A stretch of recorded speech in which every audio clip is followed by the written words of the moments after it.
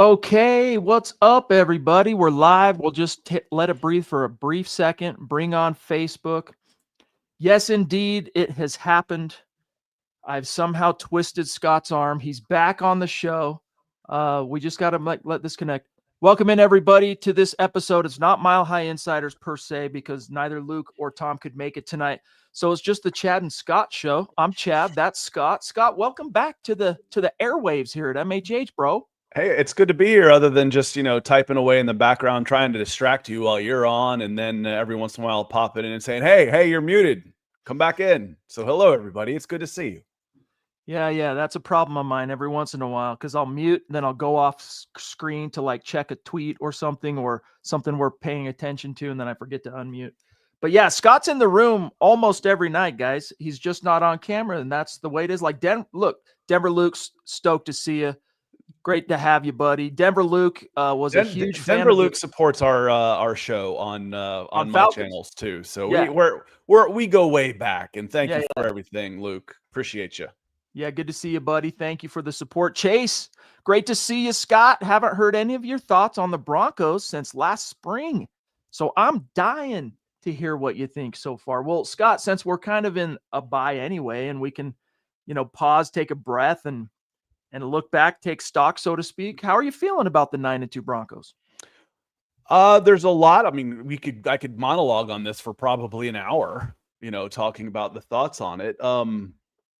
Part of it was, part of my thoughts are, and I've told y'all this before as Denver Bronco fans, having grown up as a Cleveland-born Atlanta sports fan, I've experienced a lot of sports trauma in my life. And I have said with love that Broncos fans are spoiled more than once. And as these wins are piling up, win fourth in a row, win 5 in a row, and I'm in the background listening to people just bitching and moaning and complaining. Like, guys, you're 6-2, you're 7-2, and then finally and I think part of it's just the competition. You can win and still not feel good about it. Like, yeah, but if we play the Chiefs, if we play the Bills, if we play the Colts, or we play one of these top teams, we can't win like this. I understand that, but I've got some stats I've put in that I've typed in the background before. I want to talk about this defense a lot, but the bottom line, a Twitter version of what I think about this team. You've got the best defense in the NFL.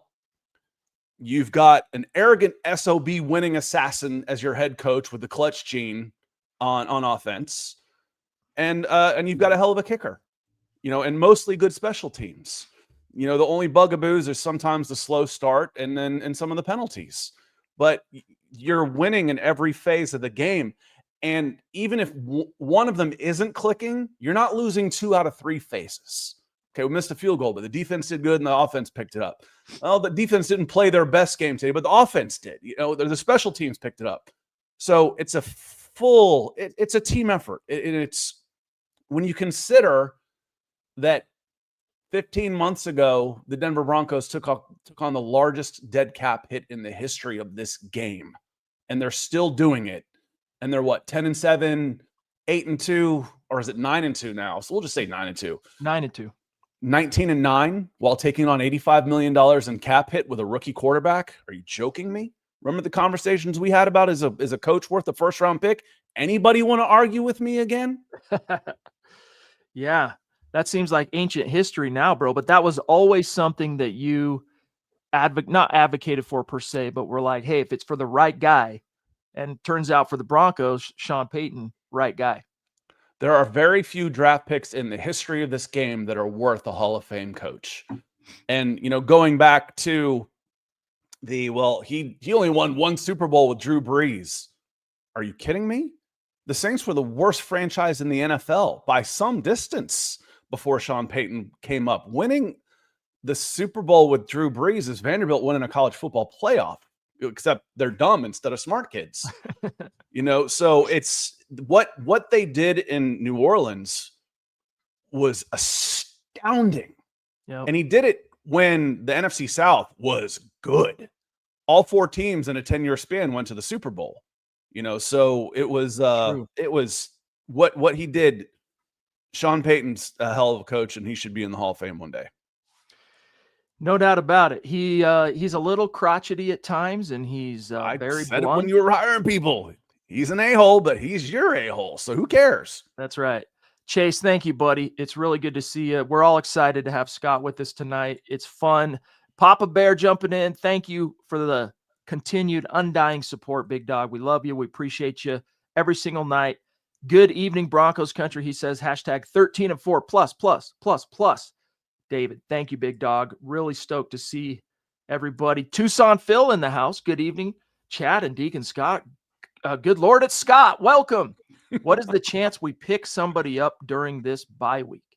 Well, I don't know, but they'll do workouts, they'll do all the regular stuff. But Scott, it was kind of interesting. It's at least worth a talking point here at the top of the show. But the New Orleans Saints mutually parted ways with Brandon Cooks, so he will hit the waiver wire. Now, as it stands, now Scott, you might correct me if I'm wrong on this because I did a little research on it today. All right, but if it's between weeks 1 and 3, the waiver wire order is based on how the preceding season ended, right? So the team that won the Super Bowl, they're dead last, and so on and so forth. So it's basically like the draft, okay? Like order of the draft. After week 3, it falls to whatever the current records are. So the Broncos technically right now at 9-2 are the 1 seed in the AFC. There are no 9-win NFC teams. So the way I see it, they're probably 32 in the waiver wire order. Doubt if he gets claimed, Scott, he's making it to the Broncos. But let's say he doesn't get claimed, Broncos don't claim. Would you want to see the Broncos? Would it make sense, in your opinion, Scott, for Brandon Cooks at 32 years old to reunite with Sean Payton? So someone, I think Roy just said, he's already been picked up. I don't know if he has. I don't think he has. Not that I've seen. Does it make sense? I mean, here's the question. First off, he's old enough that I covered him when he was coming out of high school. I remember writing in his bio. He's from California, up north of LA. I remember writing in his bio, has run away from you speed. That was the one thing I remember about him, and he's gone on to a great career. Is he the same guy? No, he's not. And the thing is, Phil, anytime you talk about picking somebody up, you have to ask yourself the question: who are you cutting? Who are you cutting to add Brandon Cooks? You cutting, and especially if I'm going to do it in the wide receiver room. Am I cutting Marvin Mims? Nope. Am I cutting Troy Franklin? Nope. Am I cutting Pat Bryant? Nope. Am I cutting Cortland Sutton? Nope. Okay, so where's he play? And then if I put him on the 53, whose snaps is he taking? Do I want him taking Marvin Mims' snap? Nope. Do I want him taking Troy? I can just go through the whole thing again. Yep. So, and if you can sign him to a practice squad, but he doesn't want to go to a practice squad, or he wouldn't have taken his release. He wants to go play somewhere. So I don't think he necessarily makes sense. So again, we're going to add somebody. Well, how and who and why? So you're always looking for guys on the back end of the 53 for tweaks, injuries, practice squads, et cetera, et cetera. But am I going to add somebody that's actually going to make a difference to this team? No. You're not. It's not going to happen at this time of year. It's late. It's late. Yeah. So there you have it. Pardon me. There you have it, Phil. Kind of interesting. And, there is that allure. A lot of Broncos fans were interested in it. The fact that Cooks had a couple of 1,000-yard campaigns with Sean Payton before they traded him for a first-round pick, by the way, to the New England Patriots. But he's 32. He hasn't done much of note for about 4 years. So do you really need him coming in when you just brought in Lil Jordan Humphrey? And Humphrey, you brought him back, I should say. And he can block. He can do kind of everything well, okay. But his forte is he can block. And now the Broncos, Scott, have to make a decision on what to do with Mercedes Lewis, because last week against the Chiefs was his 3rd practice squad elevation. So they either got to sign him to the 53 or expose him to the waiver wire. Yeah, and again, so who do you want off of the team? And some of this happens naturally. You have some surprises, right? Thoughts with Alex Singleton. You have some surprises out there.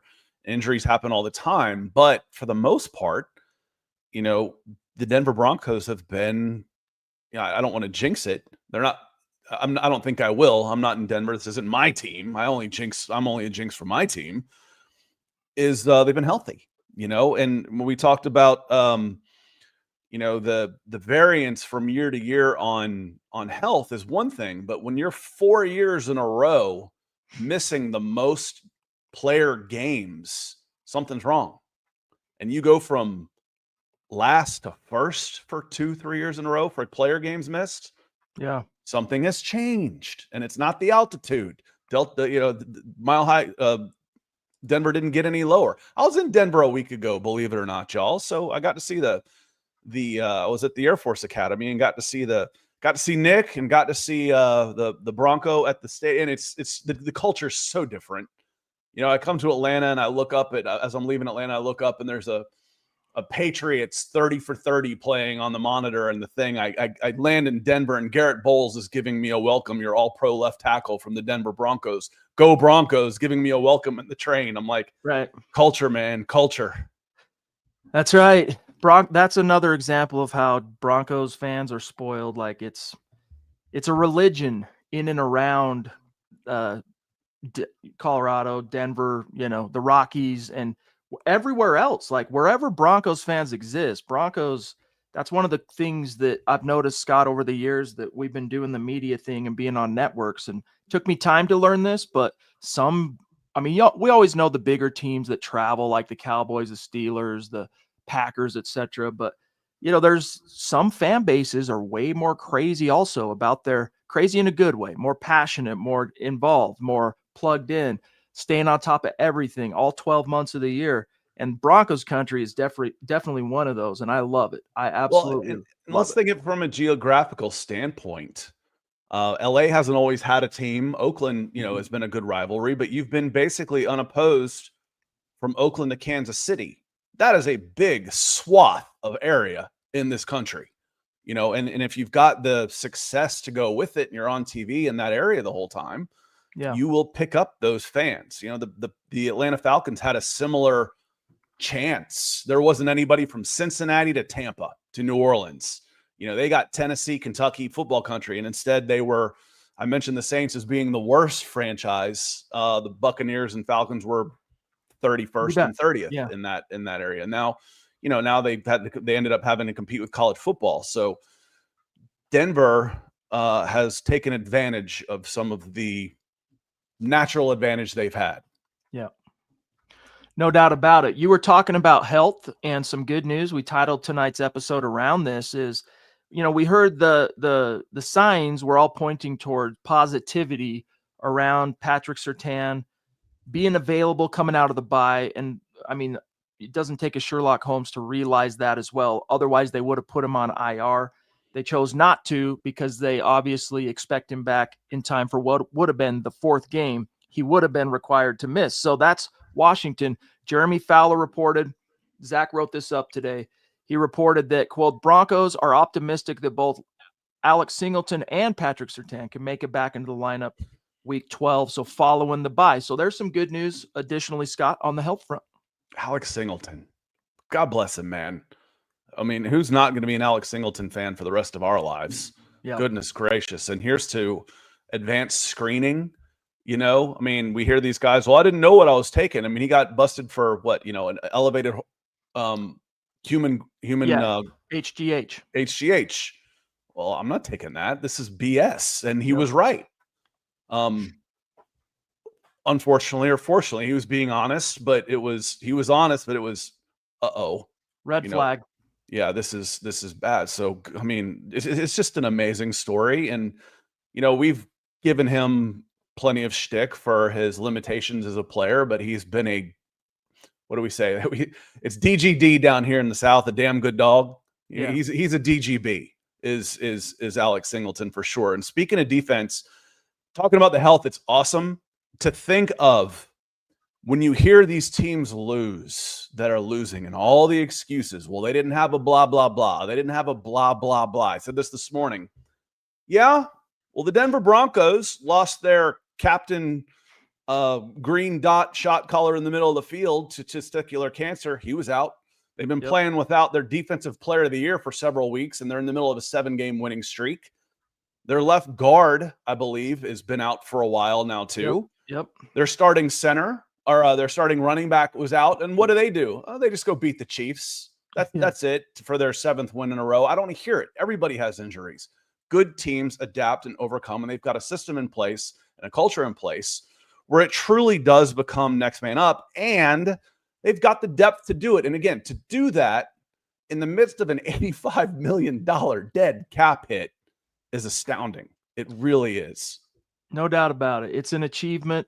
And hey, Broncos still have 6 games left to go, but you got to be feeling pretty good about this team's outlook moving forward, especially on the heels of that hugely symbolic and confidence-inspiring victory over the Chiefs, who, yeah, Sean Payton's got his here and there. He beat him once fair and square with Mahomes the first year with Russ, beat the JV team last year in the season finale. And this time with Bo Nix, they got him for good, I think. Not in the sense that the Chiefs are going away, but Scott, you got to wonder how much longer Andy Reid's going to keep at it. I mean, if they don't make the playoffs, which right now, by the way, guys, they're 2 games behind the 7th seed. So there's a distinct possibility they're at 500, 5-5. If they don't make the playoffs this year, knowing what we know about Andy Reid, I don't imagine that he's going to walk away with a bad taste like that in his mouth. So the Chiefs aren't going away, but it was symbolic, Scott, and I think it's pointing toward there is a changing of the guard. They don't just dominate the division anymore. That's what I was going to say, Chad, was it's not the days of what was the streak? Was it 14? 9. It was 9? 16 games, 9 straight AFC titles. It was 16 straight games. Those days are history.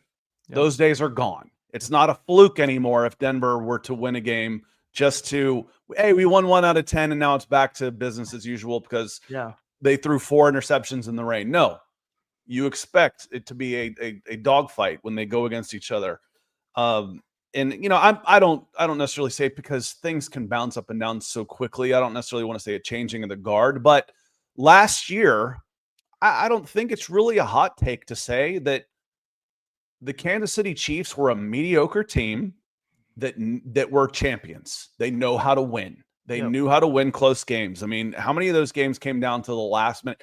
The Broncos are doing some of that this year themselves. Right. Last minute, last drives, pulling things out, one score victories, et cetera, et cetera. And again, Denver's doing that. I think they're probably still a year ahead of where we expected them to be. Last year's like, okay, let's get it together with get rid of Russ, get the quarterback in place, be competitive.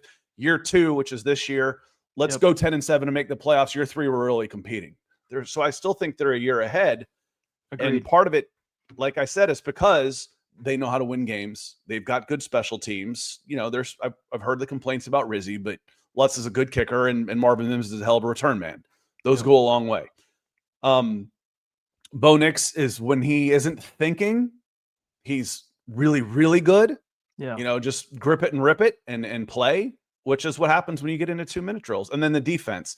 Chad, I wanted to hit some of the stats on this defense just to highlight how good it is. Absolutely. Okay. I saw someone else pop in. Mark Kennedy, good to see you. Go Broncos. No relation.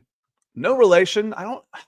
Of all of the names, I mean, I'm related to like 50 Kennedys. I don't think I have a Mark Kennedy in the family. My father-in-law is Mark. One of my on my mom's side, I've got a Mark, but I don't think there's any Mark Kennedys in the family. Well, we're related. So you hear number 1 defense, right? You hear that, the number 1 defense, and there's different categories of defenses, and there, DVOA, EPA, ABC, EFG. Right. The alphabet soup, all that kind of stuff. But there's a couple things that really stand out to me about this defense. And you heard Vance Joseph say it, and I'm not going to argue with him. What's the key? 3rd down, red zone. Okay. And he says the Broncos happen to be number 1 in both of them, but they're not just number 1, Chad. They're not just number 1. Okay. 3rd down conversions. The Denver Broncos are 28.9%. Okay. Well, that's number 1, so that must be good. But what do you mean? What does that mean? I need some context. I need some perspective on this. Okay. Well, number 2 is 33.7%. So there's a difference of first and second of 4.8%. 4.8%. If I take 4.8% and add it to number 2 all of a sudden becomes 15. Wow. So the Denver Broncos The second team in third down conversions in the NFL is closer, as close. It's the exact same distance to being 15th as they are number one. That's how good Denver Broncos third down defense has been.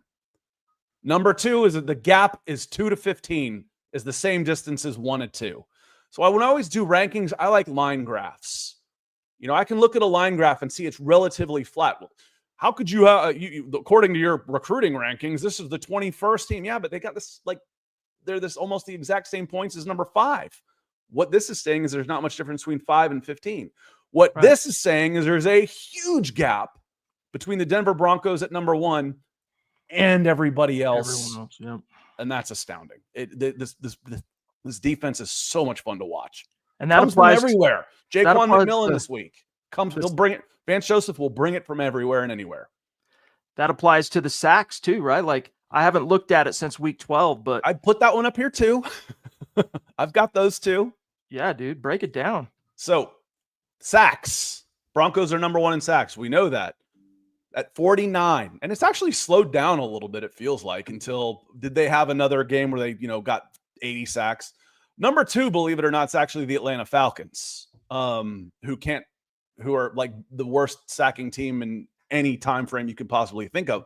But one of the differences is the Falcons have the second highest blitz rate in the NFL. So they're having to go after it, and the Broncos are around 9 or 10. The Broncos have 49 sacks. The Falcons have 34. So the difference there is 15. So if I go from 34, who's number 2 in the Atlanta Falcons, and I take away 15 sacks for that same difference, I get to 24 and 25. Dude. The gap between the Denver Broncos in sacks between 1 and 2 is the same distance as 2 and 25. They're lapping the field, Chad. They are absolutely lapping the field, and they're not having to blitz their eyeballs out to do it. That's crazy, dude. And yeah, you're right. It feels like the sacks slowed down a little, but I mean, they did get to Mahomes 3 times. It was their second game of the season with 3 or fewer sacks. The other game was exactly 3 sacks. So in other words, their season low is 3 sacks. But when you also, Scott, are consistently notching 5, 6, 7, 8 sacks in a game, it adds up fast. You asked me how many times are you going to sack Dak Prescott? And I held up this in the background. Yeah. 3, because he normally takes about 1.5 a game is what he averages. Let's double that. Yeah. So Mahomes is tough to sack. Dak Prescott is tough to sack. You doubled what they are normally getting. And ask Mahomes if he was comfortable in the pocket. You're not always going to sack those guys.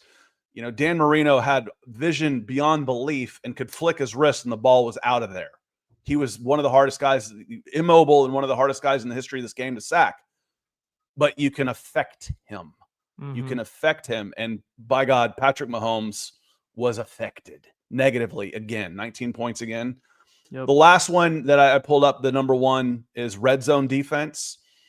Now, this one isn't quite as drastic, kind of. The red zone defense for the number 1 Denver Broncos, who are number 1 in red zone, is 35.7% conversion rate. So teams are about 1 out of 3 times teams are punching in the end zone. Number 2 are the Rams at 43.8. So the difference there is still 8.1%. The difference from 2 and 8.1% added to theirs doesn't go all the way down to 25 like it does in sacks, but it does go to 8th. But you know what's interesting? What did I say their red zone defense was? 35.7. How many teams in the NFL are below 50%, Chad? Take a guess. Ooh. Red zone? Red zone. How many teams in the NFL? The Broncos are number 1 at 35.7. Yep. How many teams in the NFL allow less than 50% red zone touchdown percentage? 5. 4. 4. And you're at 35, and you're almost half of it. You're halfway underneath it. Dude. Those are mind-boggling numbers that this defense is doing, and they're the reason why you can struggle a little bit in the first half on offense. You can work your rookie quarterback. I mean, it's second year, but I mean rookie, and then progress to the second year. Yep. When Jaden Daniels is getting beat up and isn't playing, and CJ Stroud in his third year is regressing a little bit, even though Houston's defense is really good too. But we've seen some of these guys backtrack a little bit in year two. And here's Bo Nix, who's not making the big mistakes, not taking many negative plays, keeping his game in it. You say, all he has to do is just not lose it. Well, that's his game for 3 quarters. Yeah. Don't lose it for 3 quarters and then let's go make a play and win the game. And the defense is going to keep you in it. So all that being said, and good job digging that stuff up and the perspective on it, people are going, man, listen, I got to put a pin in what I was going to say. I want to grab Tyler. Goes, I know Scott probably just covering down, but man, I miss you talking about the Broncos. Let's go, Broncos. Defense wins championships. Thank you, Tyler. I'm sure Scott misses you as well. But Scott, what I was going to say is, the Broncos, is there a lot of people have been bringing it up in the chat. Some members, I want to credit the first person I saw advocate for it was Cullen Dunham, that, hey, the Broncos have the richest owners in the NFL. What if they just give the bag to VJ to keep him around? You're a guy that's been around the sport a long time and many different facets of it. Is there even a snowball's chance in hell that's possible, in your opinion? Not possible, but probable, like in the cards. That would be up to the individual. Does he want the headache of doing it again? Or I just want to run, these guys are competitors. They really are. But he's gotten a taste of what a pain in the ass it can be to be in charge. So it depends on what does he want. There's a lot, especially the defensive guys, it seems like, just the way they're built, Chad, that you can get lifetime defensive coordinators. That doesn't happen so much on offense. Right. On offense, those guys, they I don't know what it is about the defensive mentality versus offensive mentality. The offensive guys are more control freaks and want to be in charge and want to have every aspect of it, where the defensive guys are more chaos merchants. I want to break stuff. Yeah.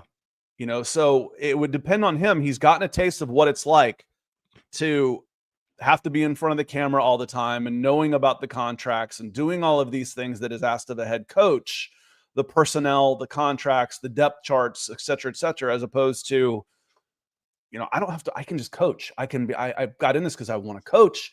I can be a mad scientist and I can study and do all these things. And I'm going to have more money than I've ever needed in my whole life. And I got a good situation. Yep. So it depends on him. It's possible. But there's also, again, to make it to this level, you've got to be extremely competitive and pretty damn egotistical. Yeah. And when someone comes along and says, I want you to be in charge, come run my team, it's hard to turn down. It is. With a big, massive pay raise that goes along with it. Yeah, and he knows that who wouldn't hire him? If it goes belly up in 3 years, he's got a job immediately if he wants to go back and do it again. Yeah. And he'll have more money than he's already put more money in his pocket than he'll ever need in a lifetime. Yeah. He made, I think, something like $12 million with the Broncos the first time around. But yeah, I mean, there are historical points where it's happened before. You guys have heard me mention rereading Son of Bum for the Broncos book club with the members. He talks about when he was the Dallas Cowboys head coach, Jason Garrett got some play as the offensive coordinator and was offered the Baltimore Ravens job, the same job that John Harbaugh ended up getting, because Garrett turned it down because Jerry Jones, ponied up and paid him to stay as OC, what the Ravens were willing to pay him as the head coach. And so it happens. There are precedents for it. But from what I've heard from VJ, multiple points from when this first started getting broached to him, let's say within about the last year, and especially recently, it sounds like he's really relishing the opportunity to go do it again. So does that mean, depends on how things probably too, Scott, turn out this season. Like if they have one of those just wild all the way, type of situations, and hey man, we got the young quarterback, almost everybody on our defense is young. Let's turn this into a dynasty. It's possible, but just from what he's said, it sounds like that's where his heart's at. Not that he wants to leave the Broncos, it's that he wants to be a head coach again, like you said, Scott, his ambition. And knowing that I did it and it didn't work out and what I would do differently now. Yeah. That's part of it also. Again, you don't make it to this level without being a workaholic, obsessive, compulsive. I slept on, coaches' couches as an intern from ages 20 to 25 years old to do this. And I got my shot and it didn't work out. There's some, I guess the best phrase for it would be unfinished business that he might think he needs to give it another shot to. So again, it doesn't happen very often. And when we're talking about, well, there is precedent for this, I would guess the multiples weren't 5 and 6 times. Right. Exactly. What it was now. It's like changed a lot, even in that time frame. $15-16 million, and the top assistants are making 2 or 3, where it might have been 4 million versus 2 million, or, 4 million versus 1.5 is the difference now. So it's all life-changing money, but he's the next, if you were to take a head coaching job, it's another $20 million in his pocket minimum. Yep. And he's not the only one, by the way. Today we heard from Tom Pelissero. He dropped a list of the a hot list, so to speak, of head coaching candidates under the age of 45. So VJ wasn't on that list because he's older than that. But guess who was? A few names, including at the top, Davis Webb, who had some sniffs back in January. It sounded more like coordinator gigs, but he was linked to the New Orleans head coaching job. I don't know how much there really was to that, to be honest with you. I didn't really think the reporting on it was that solid. But Scott, because he's not an offensive coordinator, he's a pass game coordinator, but it doesn't have the same protections for the Broncos where they could block. So like offensive coordinator, if he gets the right job, he could go, but he's being bandied about as like a matter of course. It's going to happen, could happen this year, future head coach candidate. But I don't know if I see that, Scott, right away, just because, as you mentioned, the offense, hey man, they get it done when the chips are down. It's been a little stutter stop though. It's kind of been up, down, consistency. He's not exactly the coordinator, but I guess the biggest reflection, Scott, on his candidacy as a potential guy moving up the upward mobility chain is Bo Nix. And Bo Nix, he's kind of been up and down, but again, gets it done when the chips are down. It's more about Sean Payton. It's more about, if there's one thing, the NFL is probably most crazy about young quarterbacks. They're the most quarterback crazy thing in the world. The next thing is young coaches. Joe Brady got head coaching interviews because he was getting Sean Payton coffee for a year or two. And then a year later, he's offensive coordinator at LSU. That's how he gets this job. And he's got, arguably the best wide receiving core in the history of the game. And they do really well. And all of a sudden he's getting head coaching jobs. Anybody that comes out from under Sean McVay, even though Sean McVay is the one calling all the plays. Yep. Every year or two, there's a new head coach coming out from under there. So Davis taking this job was a reflection on his talent and the fact that, hey, Sean Payton likes this guy. He's being groomed under Sean Payton. We want a Sean Payton, and we can't get Sean Payton, so we'll take the 33-year-old version of him. He's probably not even that old. He's probably like 29. But we want the young version of Sean Payton. That's what we're going for. And, it's inevitable. It's inevitable. So the bigger question is, I've seen people say, Joe Lombardi, well, I want that offense. I'm like, well, yeah, you're not getting that offense unless you get Sean Payton. That's the problem with going after Lombardi. But an unproven, the hope and dreams of the young up and comer with the upside is more tantalizing to the NFL right now. It's kind of crazy too that, like you said, it's the Sean Payton effect. Last year, a no-name position coach named Declan Doyle, who coached the Broncos tight ends, was plucked out of Denver by the newly hired Ben Johnson to come be his offensive coordinator. He's another name that's getting bandied about alongside Webb now. He was literally a no-name guy last year. Like 90% of the league, if you say that name, no one knows who Declan Doyle is a year ago. But Ben Johnson saw something, and now he's probably, if the Bears keep doing something, Scott, if they keep moving forward, he's probably pretty close as well. Ronk, what's up, bro? Hey, how you doing, Michael? Good to see you again. Probably saw you this morning, so it's good to see you again. And as always, appreciate all the support, and thanks for being a Mile High Huddle member as well. Phil coming in also So what do we do if VJ leaves? I think that's already. Let's come back to that one, Phil. I'm gonna come back because we're finishing up on offense here. Because I think you've kind of already got your guy lined up if you have if Vance is to leave. When I'm looking at you look at trees because Sean McVay's spitting out an offensive a coach all the time. Sean Payton is still that guy also if you can find him young enough, and that might be one of the reasons he brings in a guy he trusts like Joe Lombardi. I'm like, nobody's going to hire Joe Lombardi to be a head coach right now. Yep. He does exactly what I need him to do. Yep. It's my offense, but I need help, and he helps me. So you're going to lose. Who are some of the others? But when I'm looking at, who gets plucked is find the defensive head coaches who are successful, who have successful offenses. And that's one of the problems with having a defensive head coach. If you're any good, you'll be lucky to keep your guy more than 1 year, and you're not keeping him more than 2. Yeah. Tampa Bay's about to lose their 3rd straight offensive coordinator to a head coach. You go up and Mike McDonald's doing a great job in Seattle. Kubiak will probably be a head coach next year, another defensive guy. The Harbaughs, John Harbaugh's a defensive guy, so who doesn't get hired is a lot of the times is the guy who's holding the clipboard for the offensive head coach. Yep. And that guy, in another name, I should say, and he's the assistant head coach, but he got a promotion last year to kind of sweeten his situation to prevent him from leaving. And that's Zach Strief, who a year ago was the offensive line coach, but then got promoted to run game coordinator and then also assistant head coach.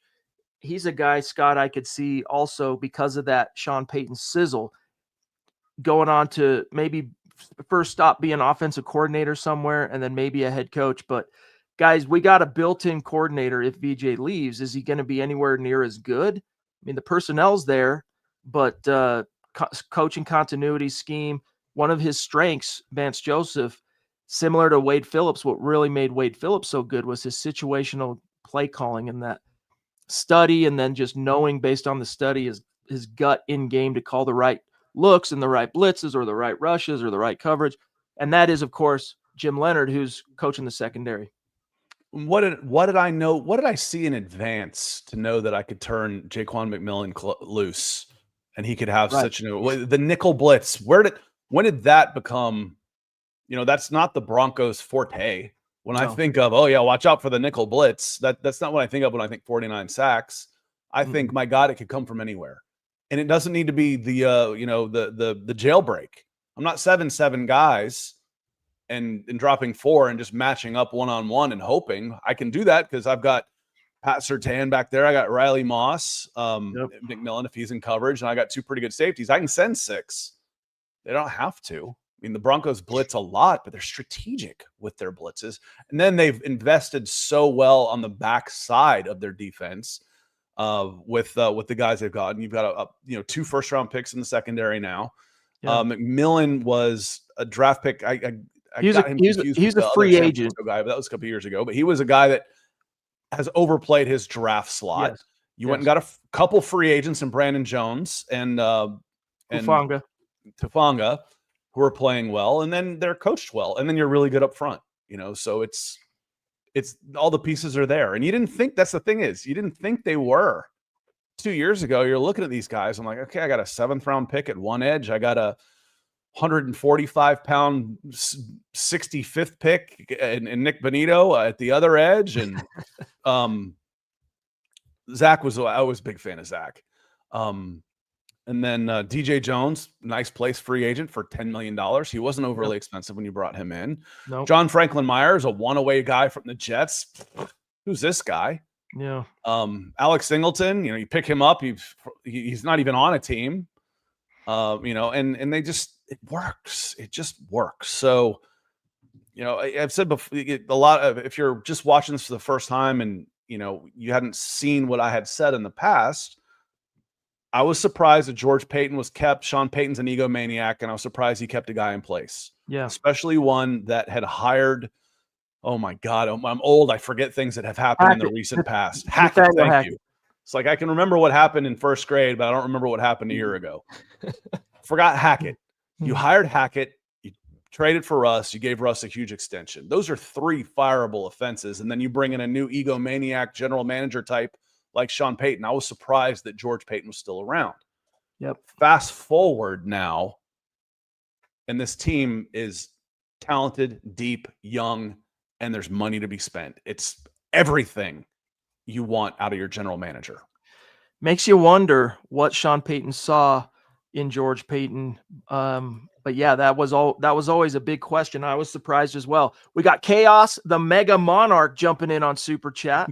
Welcome. Thank you, pal. And he says, Chat, it's always a pleasure, buddy. But the Deacon gracing us with his on-screen presence after a dragon's age.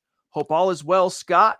9-2, babies. Dragon Age was one of my all-time favorite PS3 games. Believe it or not, Chaos, Mega Monarch. Yeah, I'm an old D&D guy too. I was a math guy, and so it was fun. So Dragon's Age made me think of that. I burned a hole in one of my televisions with the logo is up there so much. So thank you so much for the super, and thanks to all of you for the welcome back. It's good to be back. I miss y'all too. It's fun to have Scott back in the house. George, great pod tonight as always, guys. Thanks. Good to see Scott. Hit the thumbs up. Really appreciate it. Let's grab a few member comments here.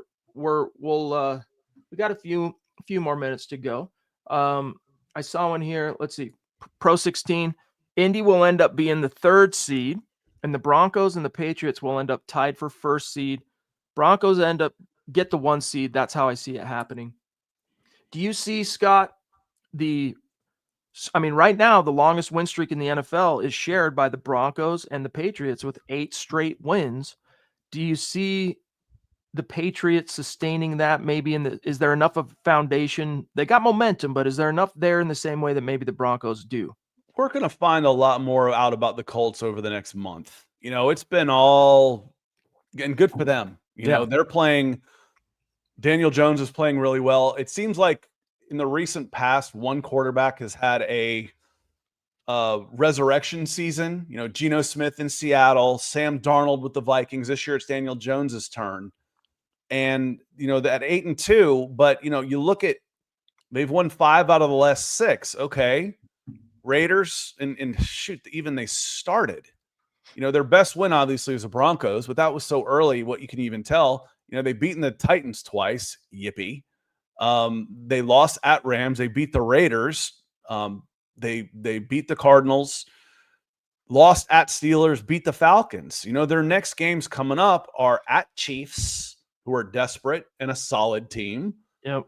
Versus a rejuvenated Houston Texans team who started off 0-3 are now 5-5. So they're 5-2 in the last 7 games. At Jaguars, who are a quality opponent this year. And then at Seahawks, against the 49ers, against the Jaguars, at Texans. Their next 8 games or 7, I can't do the math on 17 games, dude.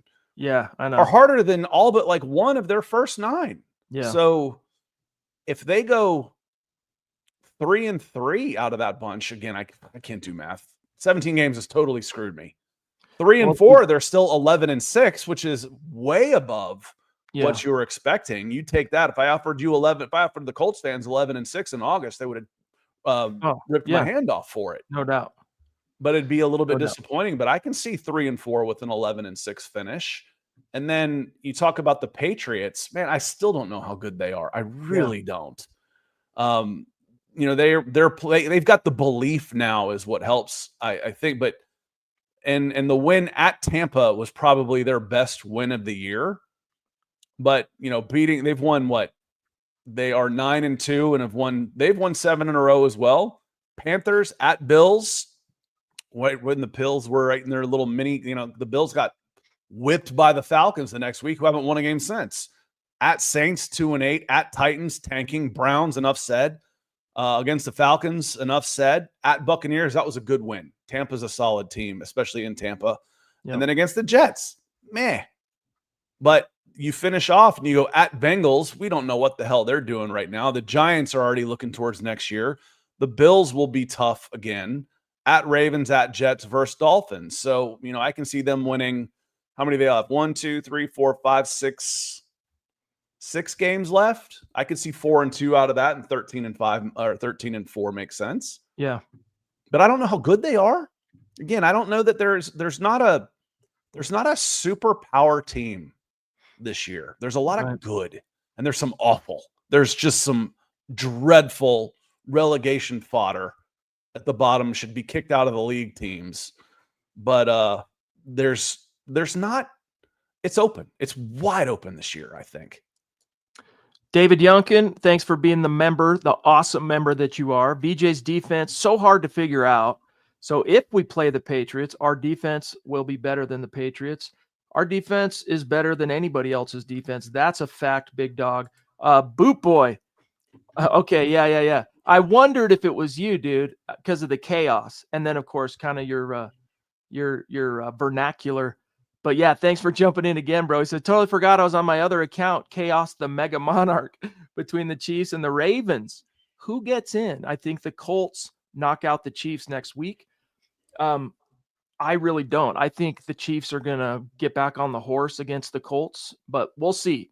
But what's your answer here for Chaos Josh, the boot boy, between the Chiefs and the Ravens for the playoffs? That's tough. I don't, really want to count either one of those teams out, but I'm telling you, one of the teams to watch, don't count out the Texans. Yep. Don't count out the Texans. They probably have a little bit easier schedule and they're playing pretty well right now. So, I think I wouldn't count the Texans out of this. The Ravens are so dependent on Jackson, who, is he back? They're super dangerous, but I don't think they've been playing. They've won 4 in a row: Bears, at Dolphins, at Vikings, at Browns, after losing Lions, Chiefs, Texas, Rams. So they're one of those. They're a legit 5-5 team. Yep.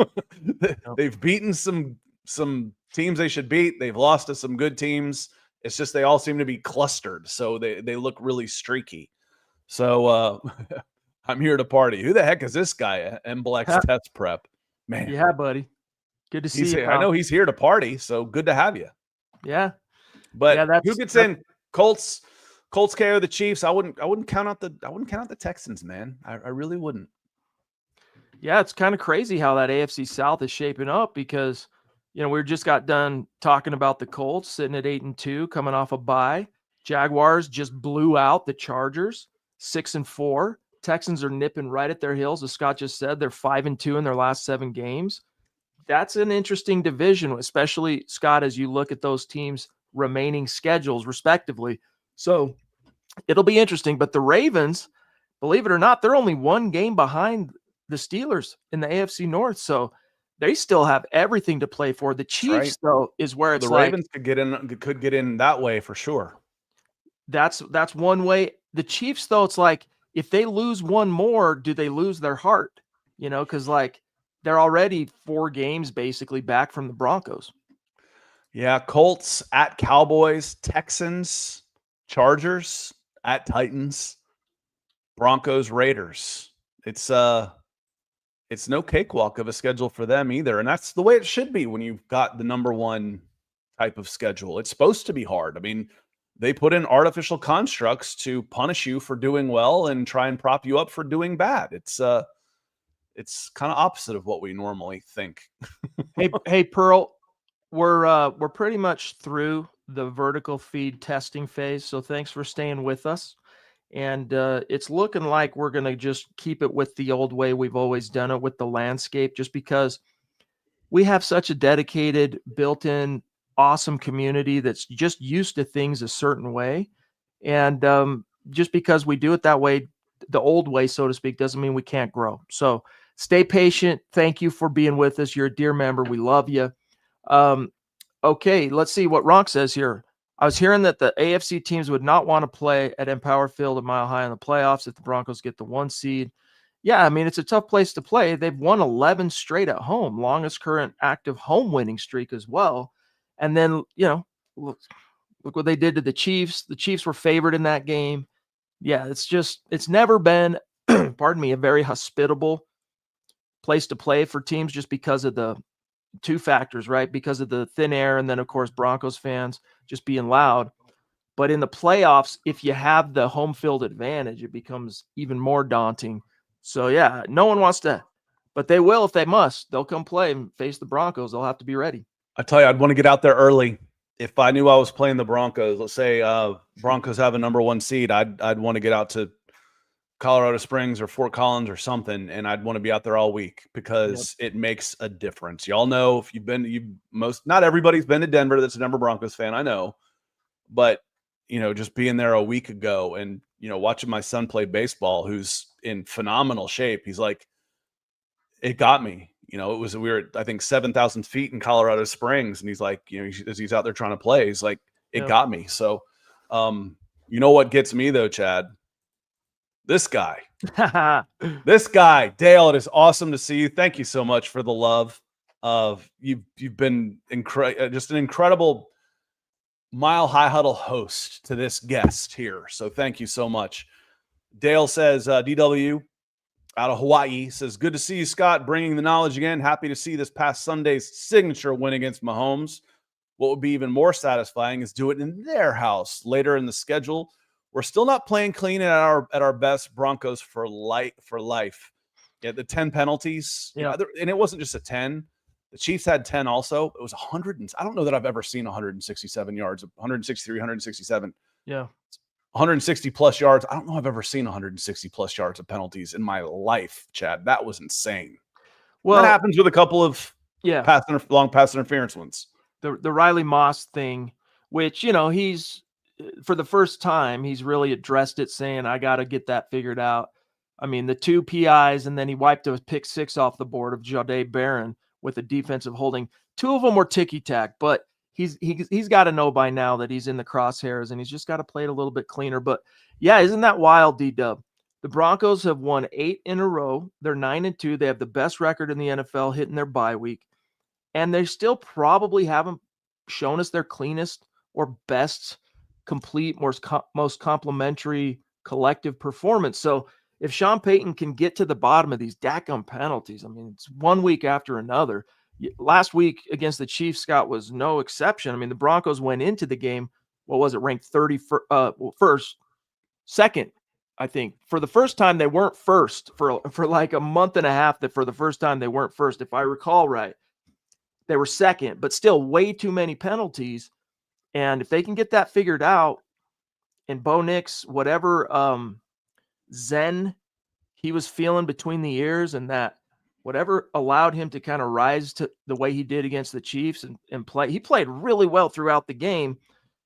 Broncos are going to be tough to beat because, as Scott did a good job illustrating earlier in this episode, boy, oh boy, is that defense just on a whole different level. And D-Dub, love you, bro. Love you. Thank you so much for your support. You the man. And I know it's frustrating for Broncos fans to watch these games because not only do the Broncos have the most penalties in the NFL, the teams playing the Denver Broncos have the most penalties in the NFL. Yeah. So it's flag happy. We'll just throwing flags all over the place. So there's who's got the most penalties? The Broncos are number 1. Who's number 2? Broncos opponents. Yeah. That's frustrating. Swallow your flags sometimes if you can. I mean, again, I've seen some of the stuff on Riley Moss. The holding on the pick 6 was questionable. And away from the play. Yeah, it was questionable. As Romo was saying, as they're saying, well, he was riding him, he's doing this. He goes, okay, now let's watch every receiver on every play and see how many times you see that and it not get called. Yep. As Romo was saying. And then another one was a scramble drill, where he had to come back to it. And that's bad news when you're covering that long as a corner. So that was another one. Those were the 2 I remember that I was watching. Yeah. But Dale, again, thank you for the support. And again, as much as anything, thank you for the welcome to Mile High Huddle and Broncos country. Love you, buddy. Hope to see you tomorrow night. Guys, we're doing a special raffle tomorrow night, Thursday, for the Mile High Huddle podcast. We're going to be raffling off to the superstars in the chat this mini, what do they call it? That helmet's sweet. Snow-capped helmet. So hope to see you guys there tomorrow night. It's going to be a gas. By the way, B-Rad, hit those like buttons. 9 likes. Am I seeing that right? Guys, well, maybe on the vertical stream, but regardless of how you're watching it right now, YouTube, vertical, landscape, Facebook, guys, just take half a second real quick. Make sure you like the video. Helps us out a ton. For the algorithm, as they say. B-Rad, though, says, Scott, good to see you again. This defense is on par with the no-fly zone. It might be better, guys, honestly. They're on fire. A new playmaker shows up and shows out every week. I need a J-Mac jersey next. Well, careful before you do that because he's probably not long for Denver. He's a restricted free agent after this season. The Broncos will tender him. They'll keep him around.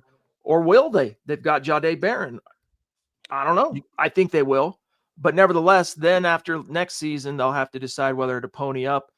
And so anyway, I'm not trying to dissuade you from supporting the team or J-Mac or anything like that, but just factor those things in. Would you say, though, Scott, his premise here that this defense, 2025 Broncos, is on par with the world champion 2015 no-fly zone?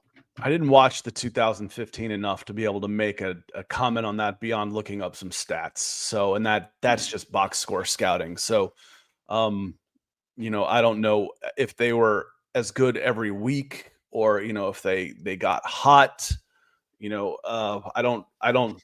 ignorant on that. Apologies. It's okay. I will tell you that I think they might be better. Now that sounds, like, heresy or whatever the word is. I'm having the brain fart, but because there were so many legends on that team, right? You had Vaughn, you had Hall of Famer and DeMarcus Ware, future Hall of Famer Von Miller, Keeb Talib, Chris Harris, all those names, TJ Ward. But this defense might be better. That's my honest opinion. Chase wants to know, by the way, guys, we're about out of time. Any burning questions, topics, supers, get them in the chat now while we still got Scott. Chase says, Scott, what are your thoughts on our draft class? So Barron, first round pick, RJ Harvey, second round pick, Pat Bryant, third, Q Robinson, fourth. We can keep going. The punter in the sixth. Your thoughts for Chase? I think you are in the enviable position of having quality depth and veteran depth on the team that you're not reliant on your rookies. And you're able to work them in at their speed, and they're able to provide quality depth and reps when they come in. Oh, I want to see more from RJ. J.K. Dobbins was killing it. Okay. I mean, J.K. is a damn good veteran running back. Just in running back should be a fairly easy position to come in and contribute, but it's still the NFL. The leap, people don't understand the leap from college to the NFL, how big it is. We're watching Troy Franklin take the next step. That's been able to let you work Pat Bryant in slowly. I don't need him right away.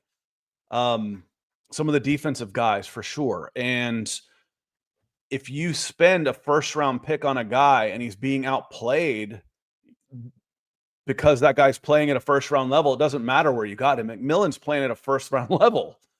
Now I can figure out, okay, how do I want to work my rookie in? I don't have to force him in there because I don't have anybody else, which is the case for a lot of other teams, especially in the secondary where you need 6 corners. So this team is well coached, deep and talented, and it is a tough roster for a rookie to break into. And that's a good thing. It's one of the reasons you're looking at a record at 9-2. It's a tough. I like to see our rookies more. I'd like to see more wins. I'd like to see 9. I like to see 9-2. I've seen plenty of teams with rookies playing. They're not 9-2. Well said, Phil. The answer. Sorry if we didn't get you earlier, buddy. The answer is if the Broncos lose VJ to a head coaching hire elsewhere, they will get 2 third-round picks. That's the answer, my friend. D-Dub jumping in again off the top rope as we're about out of time. Dude, thank you for your generosity, big dog. Love you. He says, my daughter's new husband is a Steelers fan. First Sunday, while meeting his parents, he told her he had a jersey for her. She says, Dad, I sat him down and told him it would be good to have the conversation now. I will never wear that jersey, ever. I'm a Bronco. Love my girl. Dude, that's a proud papa moment. You raised him right. D-Dub. What an awesome thing. But sometimes that can be fun. One of my best friends growing up that I've known since we were like 8 and 9 years old. He grew up a Dolphins fan. So I was always pretending to be Elway. He was pretending to be Marino, right? In the 80s. Well, lo and behold, he marries a girl from upstate New York, and what was her favorite team, and she was passionate, by the way, Buffalo Bills. So, Jim Kelly. Charge it to the game, but that's really cool, D-Dub.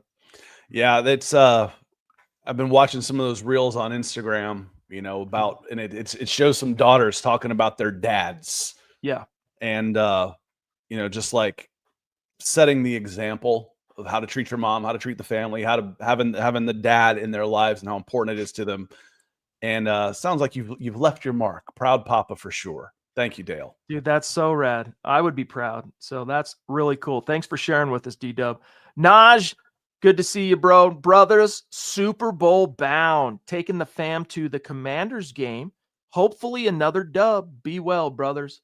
You too, big dog. Thank you. And I'm sure that's going to be an awesome family experience. And you don't have to wait too much longer, about a week and a half. That'll be awesome, buddy. Scott, your final thoughts here, and then we'll wind it down. I'm so stupid. I'm looking to see who the Commanders are playing this week. I'm like, okay, you're just going to the game. I'm like, wait, they're on a bye. I was like, oh, he meant like when the Broncos play them. Yeah. Nuts. Yeah. So thank you, Naj. Yeah, it'll be a good time. Final thoughts on the Broncos. This isn't the finished product. That's what can be so exciting. They're 9-2. Are they a perfect 9-2? No, there's flaws. That's why they look to acquire new players. That's why they coach. That's why they practice. That's why they do new things every day. They have their flaws. They're not a perfect 9-2. This is not a finished product. They're a year ahead of schedule. They got money and another full set of draft picks next year.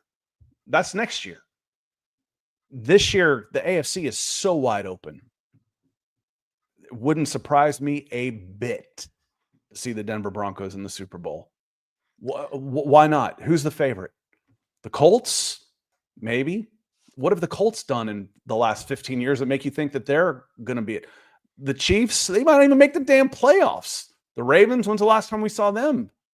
They're sitting there at 5-5. The Steelers? No. Bills. The Patriots? I'm not sold on them either. No. I'm not sold on the Broncos. Okay. Who are you sold on? That would be my answer. Well, the Broncos are frauds. Okay, well, who's the team then? If it's not the Broncos, then who is it and why? Why are they so much better than Denver? They're not. Why not Denver? Why not? Those are my final thoughts. You've got the coach. You've got a good quarterback. You've got a hellacious defense, good special teams, and momentum. Those are all good things taken into December. That's awesome. That's awesome. And I agree. Naj, this will be my son's first ever game, man. I hope we show out. I think you will. You'll see the Broncos take care of business. But guys, thank you. Mile High salute. Special shout out to the great Super Chat Superstar supporters helping us keep the lights on tonight, like D-Dub from the Tippity Top Rope with 2 very generous Super Chats. Thank you again, brother. David Youngkin. Oh, wait a minute. I didn't see these 2 at the top. So wait a second. Finish with them. Yeah, David Young, it's nice to have you back, even if just for tonight, Scott. So I don't know why it didn't show up earlier, but there they are. And then also Flying Anger Pig, who I got to meet, as you can see there in his profile pic. We got to kick it with him at the meet and greet about a month back. Nice to see you, Scott. Always good to see Chad. Thank you, bro. Sorry, guys, to keep you waiting. That was a weird glitch in the system. Denver Luke, Chase Wellner. We got him, yep. Papa Bear, Tucson Phil, Mark Kennedy, Tyler Woodley, Josh the Chaos Merchant, or Mega Monarch. Sorry, that's what it is. And there's his second one. George Fox. Let me see. Got Chase. Naj. Love you guys. And, of course, all the members, thank you for what you do.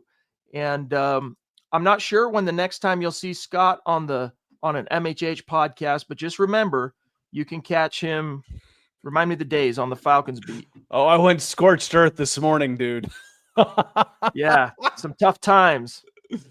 Yeah, I went scorched earth on the clown show that is the Atlanta Falcons this morning. So, but youtube.com/Scott Kennedy. I'm easy to find. And guys, his link, so if you don't want to have to search, in the description of this video, right next to where it says the 2 host names, next to Scott's name, is not his Twitter account. It's his YouTube channel. So just click that. But anyway, always fun chopping it up and listening to your insights, brother. So thanks for taking the time tonight. And guys, we'll see Zach and I tomorrow night. Scott will be there too, but he'll be doing his producer thing. So I can never remember Zach's sign off, so I'm just going to go like this. Go Broncos.